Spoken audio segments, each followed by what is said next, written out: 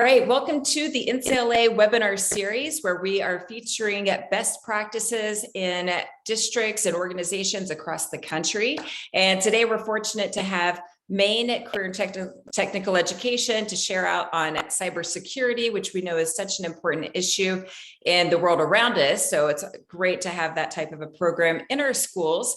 And it is Cybersecurity Awareness Month, so even better. And I am going to have Dave Keaton, who is one of our board members for NCLA, introduce our speaker for today. Thank you, Rachel. Again, my name is Dave Keaton. I'm the executive director for Maine Administrators of CTE, and I'm also a board member from NCLA. And I have the privilege of introducing Kevin Stilphen. Kevin is the CTE director down at Portland Arts and Technology High School in Portland, Maine, and he's a young and up and coming CTE director, and he's also our vice president for our MACD organization for Maine. So with that, I'll let Kevin take over. Great, thank you, David and Rachel, for inviting me to this podcast. And it is appropriate in that we're talking about cybersecurity in the month of October. I'll frame my talk around like a journey it was really a journey for us at PASS, Portland Arts and Technology High School, to start this CTE program. My school is a model. It is not a comprehensive high school. Our model in Maine is where we have centers and regions, and our students come in and they spend half the day here, and then they will go back to their ascending high schools and continue to receive academic credits at their high school so they can graduate. So it's a different structure, but there's a backstory to how we ended up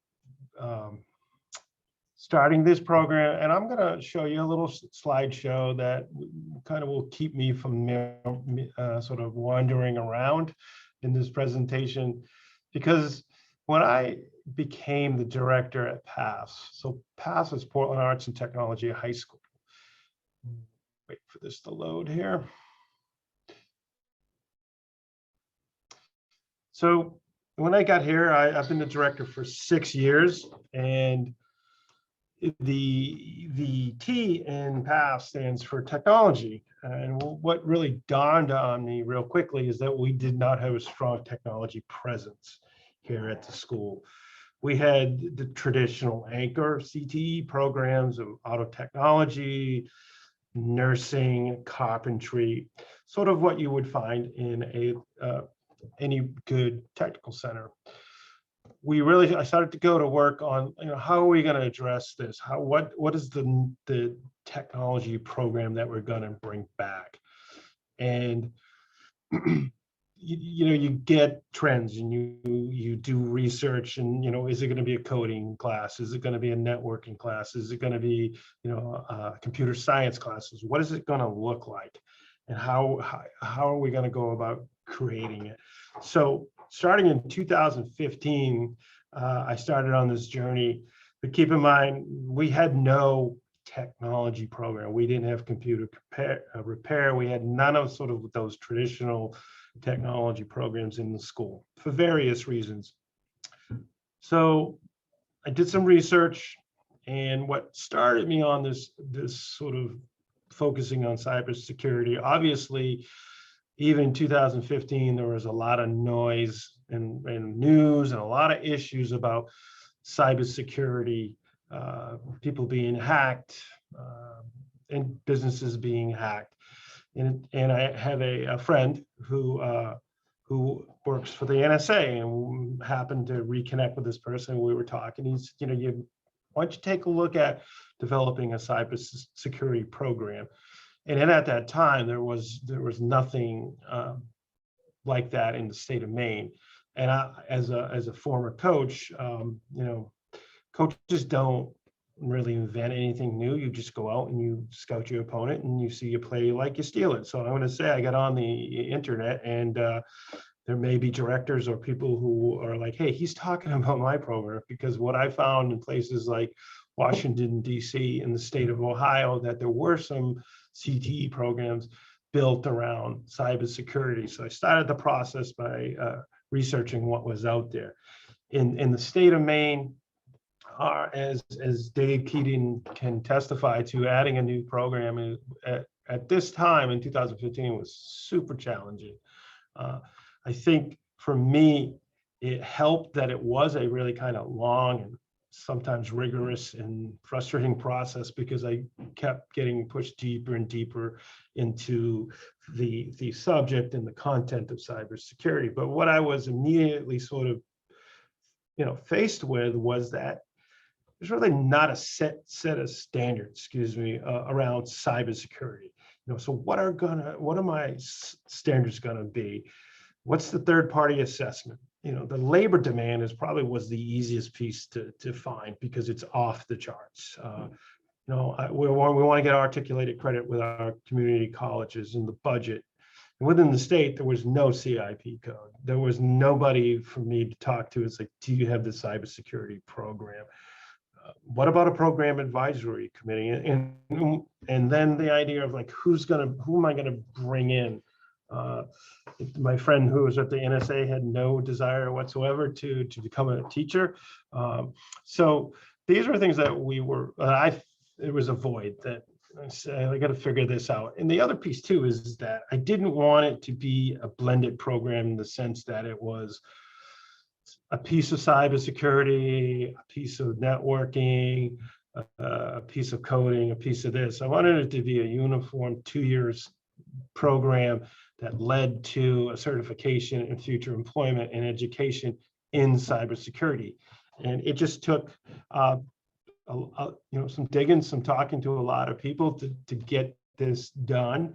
I will say, as I jump back here, the thing that struck me the most was when we started to put together a program advisory committee, and we're doing this as a concept. So I'm really using my old marketing background, because we're essentially building something that doesn't exist and selling it to individuals that we don't have anything to show. We don't have a nice lab. We don't have certifications. We don't have anything. And I'll talk about that a little bit more when we were recruiting students. But one of the things that really hit home that made me think we were on the right track was when we developed the program advisory committee. There are a lot of startup cybersecurity programs in New England, and we were approached by a company that was small at the time, and they said, we would love to be on your advisory board to help you put together this program. And these were all entrepreneurial tech guys, cybersecurity guys, and said to us, we don't hire on diploma anymore. We hire on certification and what a student can do. So I really felt it's like, okay, that checks a box. We can have students going through our program, earning the certifications that we later identify, and can either go right to work with these companies and continue their education, or go right to college. So these are the things that we had to put in place. I had a lot of help from our local community college cybersecurity program, and I also had a lot of help from 2 individuals at the state of Maine. So what we have now, it's 2018 is when the program started. We have a 2-year program, sequence, Cybersecurity 1, Cybersecurity 2. We identified a set of standards, which is the National Initiative for Cyber Education. The certifications that we have are CompTIA, IT fundamentals, because there is a component of this program being a little bit IT light, because you've got to that's a foundational piece, and there's networking involved as well. But it is all focused on the idea of hardening and understanding the challenges, the risks in the digital age that we live in.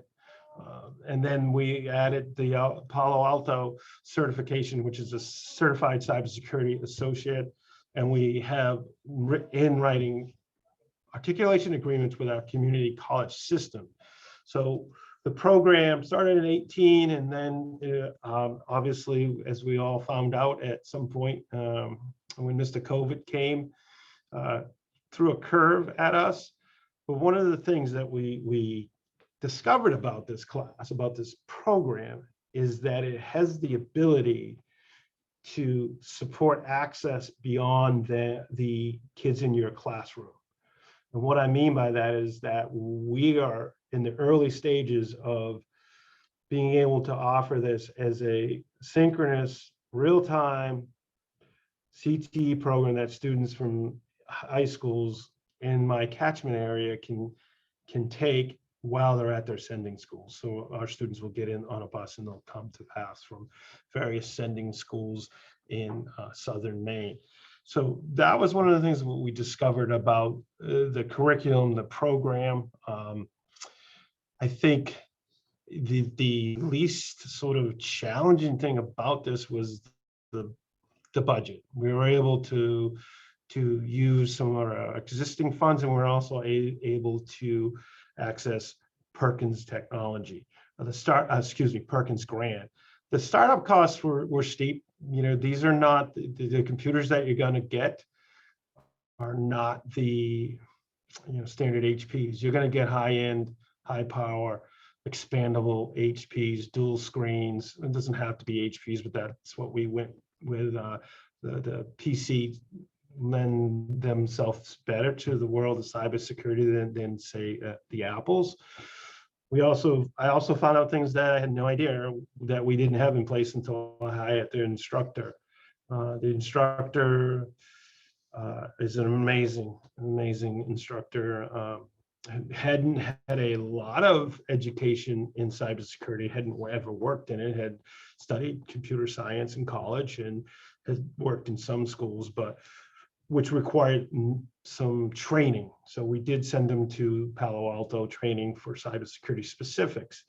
So it was really just one of those situations where we felt that we knew that when we put it in place that the benefit would be for the students, for certifications in one of those job markets that really is growth is there, and the educational post-secondary educational opportunities are there as well.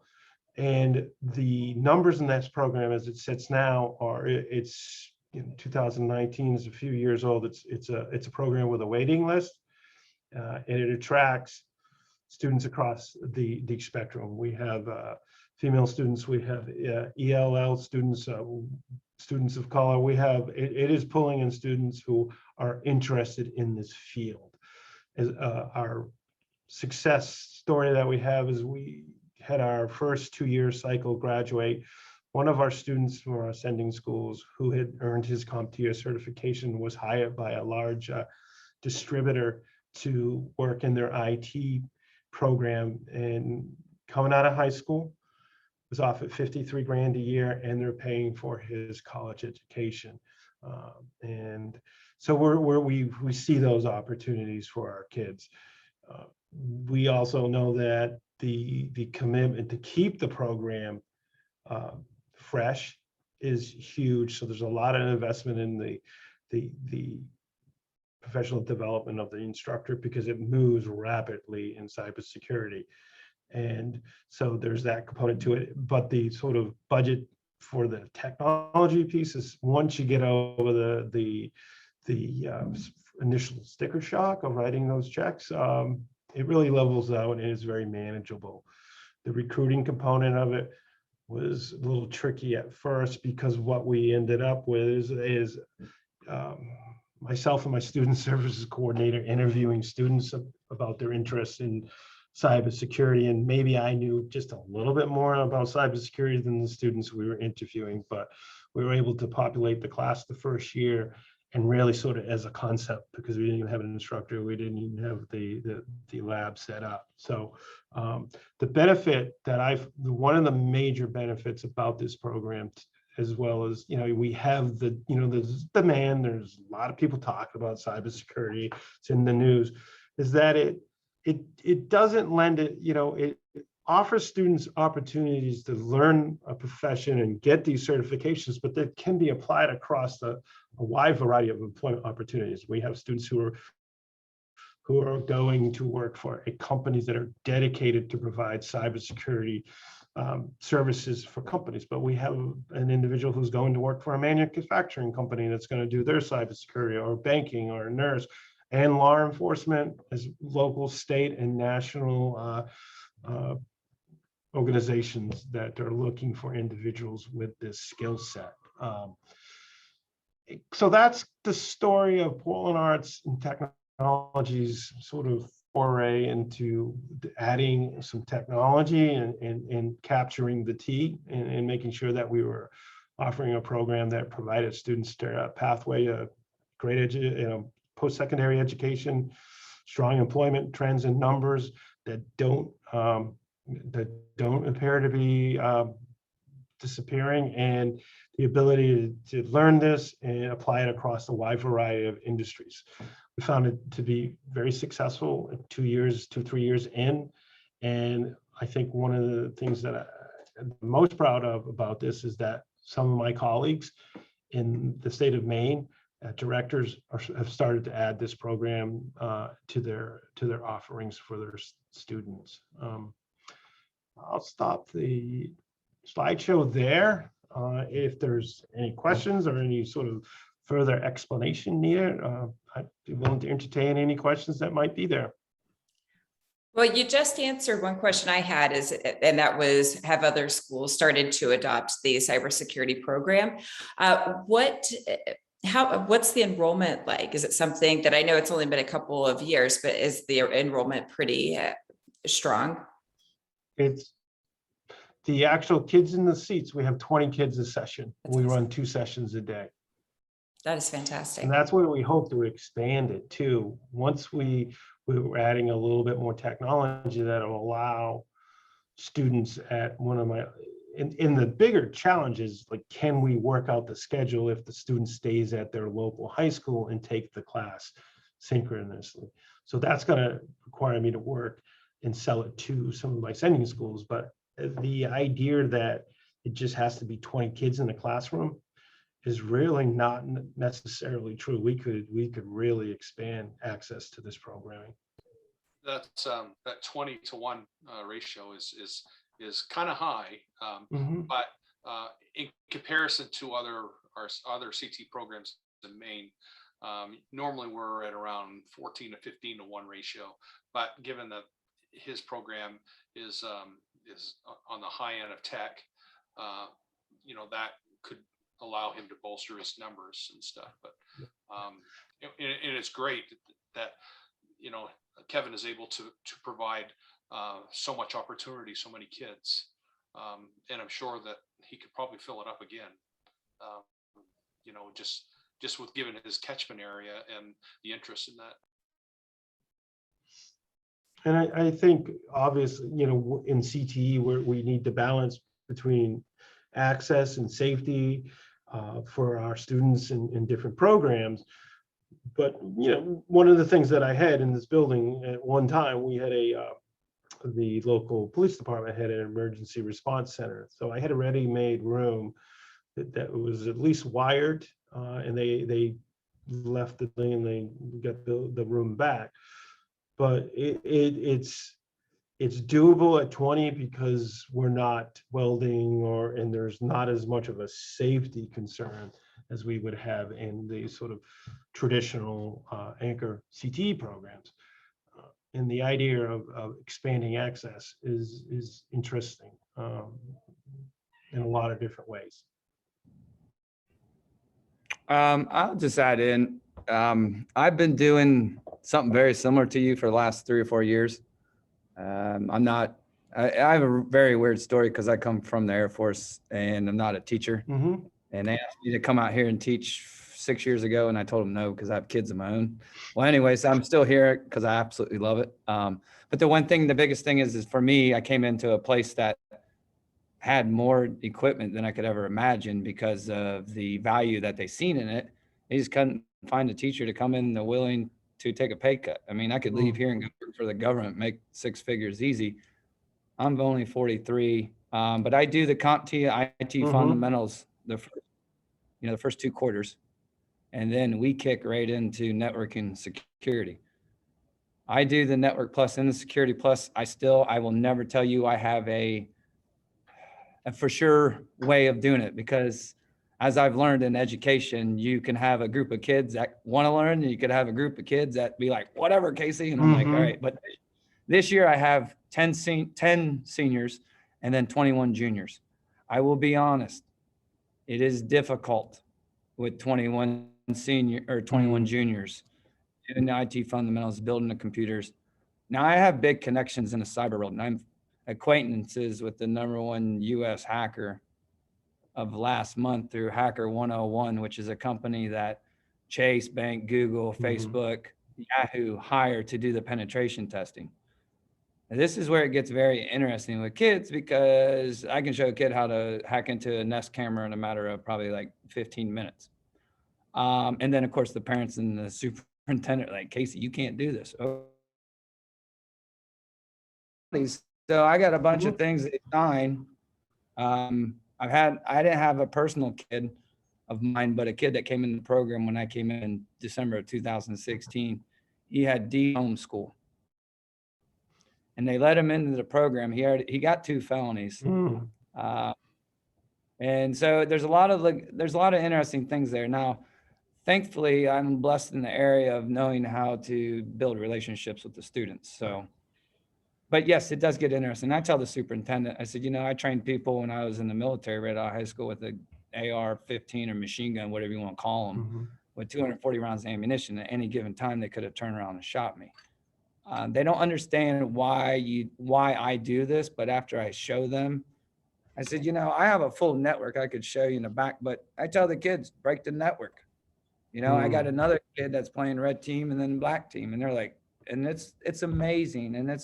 But it is a lot that you're showing the kids at a young age. It's fun, but the security, I have a really hard time going back between network and security, because, everyone's seen Facebook go down on Monday. It went down because of the BGP routing protocol went out, So if you teach strictly security, they don't know the BGP routing protocol. I try to tell her when this is this big and we're only like this deep, and you could go like 20 million feet deep in one area. Right. I just come on here I like to see what everyone else is doing, and it's pretty exciting.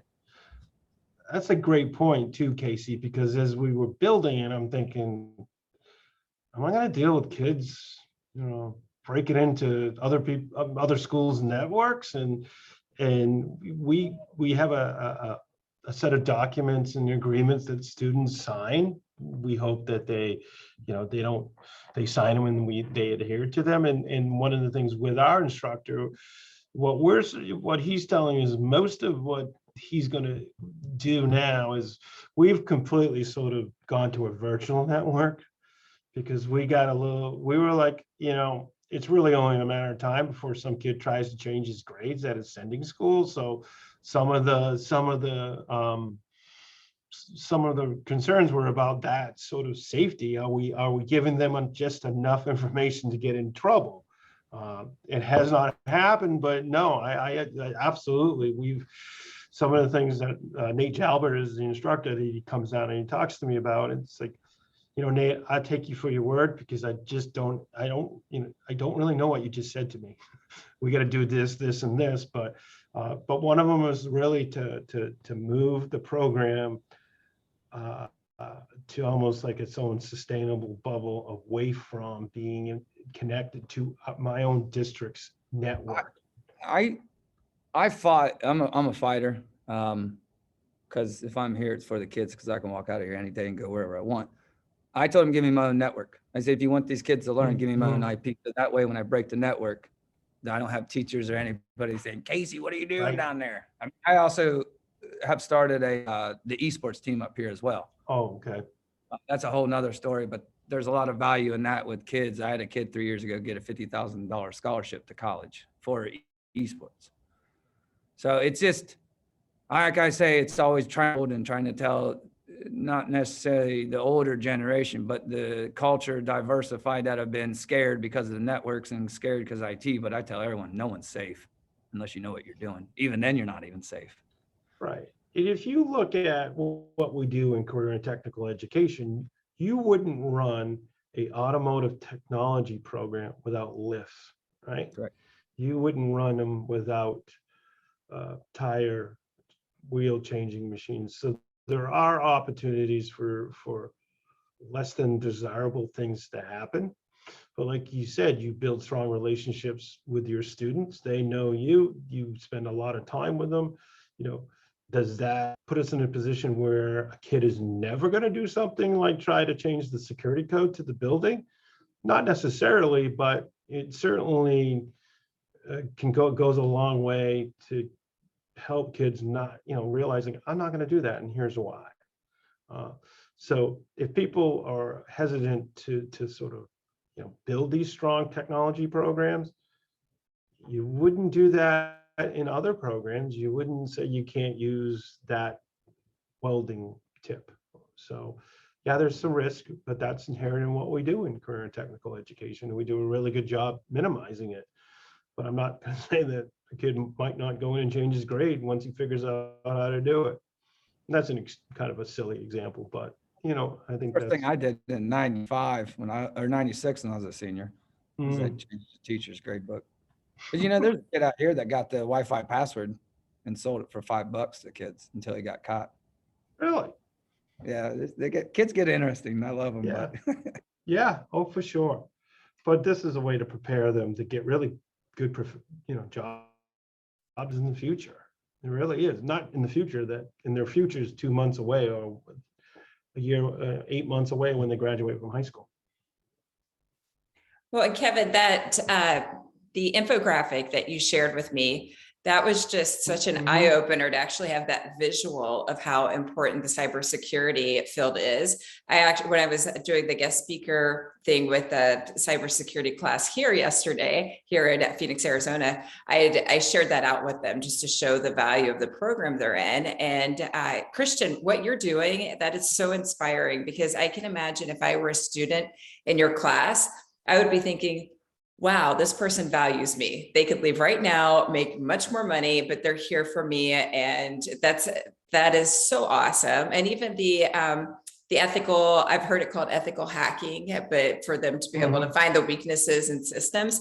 Here in Phoenix, they have a hackathon. It's like an all-night thing where they're learning how to hack, and the kids get so excited about it. And if I were a kid, that would be something I would want to be a part of that program. But it's great to see the work that you're doing, and very, very inspiring to see educators like you in programs like this. thank you. You talk about a hackathon. There's another big one, Cyber Patriot, done through the Air Force Association. I recommend it to anyone, especially for you guys up in Maine getting it going.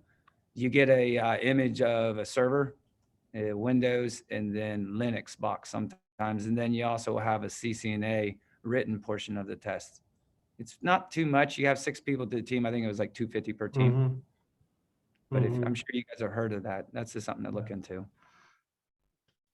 And that infographic that you're talking about, that's not something, and I can share it, is not something that I put together. This is industry driven. This is things that are out there every day that administrators can use to take a look at whether you're putting together a program that would check all the boxes of what a high quality CTE program is, and it does. So the information, the labor information, employment, educational information, it's all there. I think, that what is interesting is kind of what Casey touched on, is that, are we, we're putting kids in situations where they're really learning real world applications that can be very helpful or not. So, but that's based, you get to know your kids, you trust your kids, you get your contracts, they understand. And once they start seeing that pathway, they're like, I'm not going to jeopardize this by doing something silly. I'd hate to see that as a reason why somebody wouldn't implement a cybersecurity program in their schools. Well, and really, when it comes down to it, cybersecurity is something that everyone needs. We've seen hospitals get hacked because a medical assistant opened a link and then people go to file taxes and their money's in often some third world country, someone's already filed their taxes. And, I remember reading an article about how a fish tank, because you can add a sensor to anything, which, the whole Internet of Things opens everything that has a sensor up to possibly being hacked. But the fish tank was the entry point for someone to hack the organization. So I don't know cybersecurity, like the nuts and bolts of it, but just hearing that, you realize that it's important for everyone to have some level of understanding of how to stay safe. Yeah, that's the biggest points, because you got kids nowadays. Most parents give their kids their phones and then they don't even tell them what the capabilities that the phone can do. And like everyone thinks that Facebook, all these things are secure. And I try to tell her, and there's nothing really secure, even your text message. And I just linked the video of Jonathan Scott and his YouTube channels. There's some advanced things in there, but there's a lot of other things.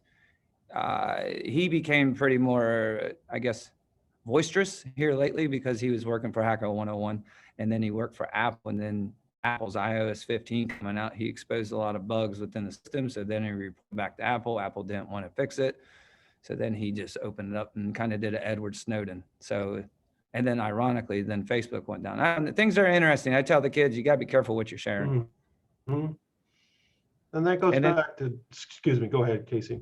It's just the other thing I just wanted to point out that I struggle with, because I'm very open and transparent.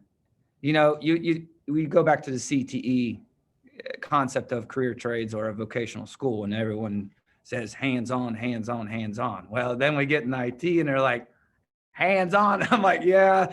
So you get into security, you get into network, you do IT fundamentals. Yeah, I have every kid that comes in here, they get to build their own computer. But we all know no one really builds computers unless you got a big old video card that you want to put in to play games. In real world, they got little boxes that they put on. If it doesn't come up, you throw it away. So I'm getting into a little bit more soldering with chipsets, because that's the number one reason why we're having issues with hacking, is because I'm not going to get too far into computer science, but the chipsets are based around 30-year-old chipset designs. So these hackers have learned to understand, okay, we go down to chipsets and that's how we attack. It's very crazy with the parity bits of the ones and zeros. So yeah. I hear what you're saying about sort of the CTE sort of tagline of hands-on, and it doesn't necessarily meet the traditional, when you hear hands-on, you think maybe carpentry, but yeah, I think it definitely hits all the other, checks all the other boxes of high quality career and technical education. And like what you're doing too is you're weaving in hands-on. And that's valuable learning for the students. We do that as well. But what we've got away from is just the idea of repairing computers, because I'm not necessarily thinking that that's a place where you can go and do anymore, in terms of, unless you do it yourself, it's Yeah, I would agree, because a lot of kids, that's what they want to do. And the repairing the computer part, I don't think there's much need for that, because that's now mom and pop shops. But the two things I tell the kids three things. I said, I'm an unconventional teacher. I try to let them know right away, I'm not the teacher that they've been used to for the last 10 years. The other thing, critical thinking, problem solving. If the kids, I break the computers, so I'm trying to increase, critical thinking more. So I guess that if you want to look at repairing computers from that aspect, it's more troubleshooting, because most kids don't want to troubleshoot, all my kids that leave here always say, Casey, get more time in the troubleshooting, because, when they're working on networks, it's hard, if you've worked on a network, networks can be huge. I got a kid that left here last year. He's working at a high school with 3,000 kids, and he's like the second in charge at the network level. So there's a lot, just so big. It's fun, but it's like I always struggle with giving the kids the best, how can I give them the best opportunity for them to go out and get a job right after high school? Because we all know in IT, it's very hard because they want experience. They can get all my certs. Mhm. They want the experience too. And then 21 is an age limit that kills a lot of kids because in security, if you want to go in the HIP or anything like that, then you're kind of held at a stop point at 21. So then I go back into do you go back more networking or do you keep doing security? So yeah, those are the dilemmas. I'm just sharing my dilemmas that I've. No, that's fine. Yeah. Yeah. Challenges. Yes. Yeah. Challenge. Mhm. One of the things that has helped us grow is our program advisory committees, because they are in need of the most important resource, employees that have a sense of an understanding of what they're trying to do. So they've been great. We have companies that are providing internships for our kids. But you're right, the age and the sense, it's sensitive. You can't have a high school kid doing an internship at doing certain things at certain companies. They're just never going to do until they get older or get clearance to do that. So, but they're all bringing in kids, and they're helping kids really refine and define where they want to take education, whether it's right to work or right to college. And the truth is, it's going to be both. Whether you're learning on the job or if you're going to MIT or Maine, you're going to be doing both. You're going to be learning the rest of your life, because how fast it moves is amazing. And Casey, I mean, from day to day, there's like, hey, we got this new program, we got this, and it's like, okay. So there is a technological curve that you're always looking at with this program. Yeah, it's so right. And that's the biggest thing. Even though when I left the field in 2016 and came in here in December, my predecessor, which thankfully he does the tech for the school. He's still here, and him and I, we're IT dorks. We'll bash our heads.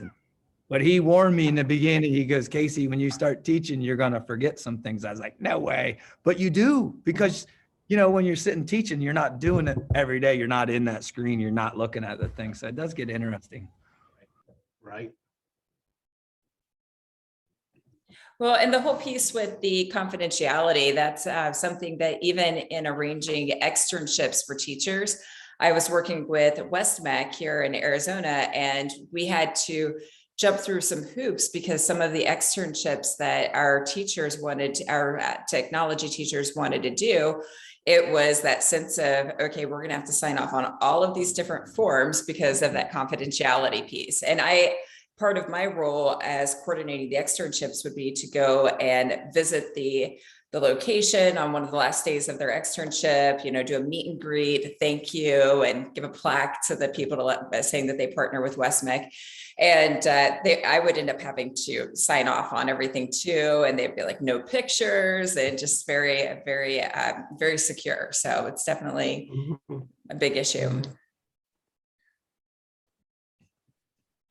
I think that the way we have it set up here, we can duplicate to a certain extent almost any experience a student can get in a workplace learning situation.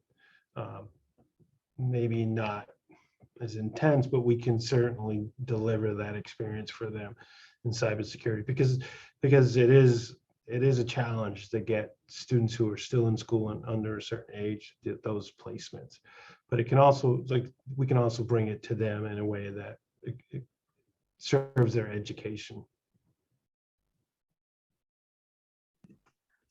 All right. And I have to give a shout out to Cindy, because she's in Portugal on vacation right now and is joining us. So thank you for being here. Wow. And she mentioned that her internet is unstable, but that's awesome to see your face and for you to join in. I can't wait to hear about your trip when you get back.